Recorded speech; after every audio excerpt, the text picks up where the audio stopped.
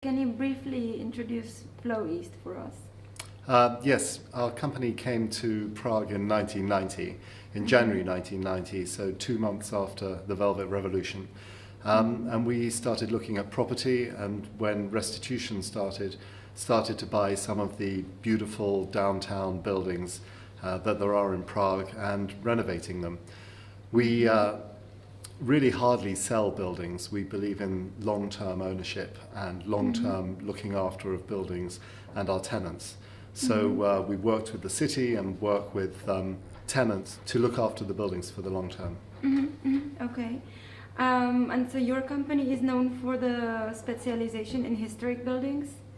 Why are you interested in this field of real estate in Prague? Well, they're so beautiful. I mean, it's really incredible. If we take a building like U Capra in Malin Amnesty, we did 2,000 investigations behind the paintwork, and we discovered frescoes. We took the ceilings down and we found painted beams, which we completely restored.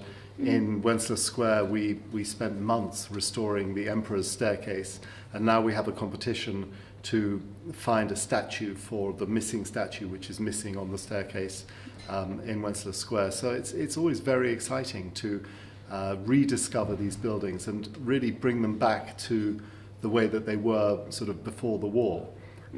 It's actually incredible, exciting, and they're works of art. So you have a building with income, but also a work of art. So it's actually a wonderful pleasure to be able to do that and to see Prague being transformed over the last 25 years. I mean, I don't know if you remember, when I came here, there was wooden scaffolding all over the city to protect pedestrians from masonry falling down. Now, we don't have that anymore because the buildings have been fixed, and we are part of the people fixing those buildings. So it's really a beautiful thing in such a historic city as Prague, you know, with architecture that goes back, you know, at least 700 years, you know, layers of Prague going down. We have many buildings with 2 basements, you know, which happened because the mud rose in Prague and the levels of the city went up. So there are so many interesting parts and facets to the architecture of Prague.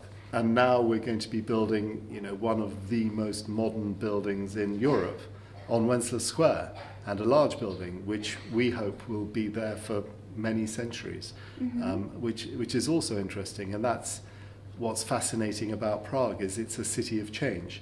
Wenceslas Square is a city of change where you have architecture from hundreds of years back, and it's fantastic.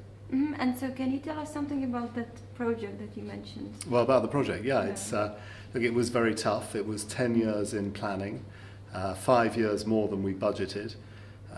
You know, very difficult, but it's now, we started 2 days ago digging the pit, and you know, it's obviously an important building. It's you know, I say to people, it's a third of the size of Harrods. It is going to be, you know, very exciting, and we want to make it, you know, the greenest building. We want to make it, you know, fantastic for people to see. We have some really interesting ideas for the building, for people walking past it. We're going to build something fantastic for Prague, and a legacy that we want to leave to Prague. And when it will be finished? Finished about less than 2 years.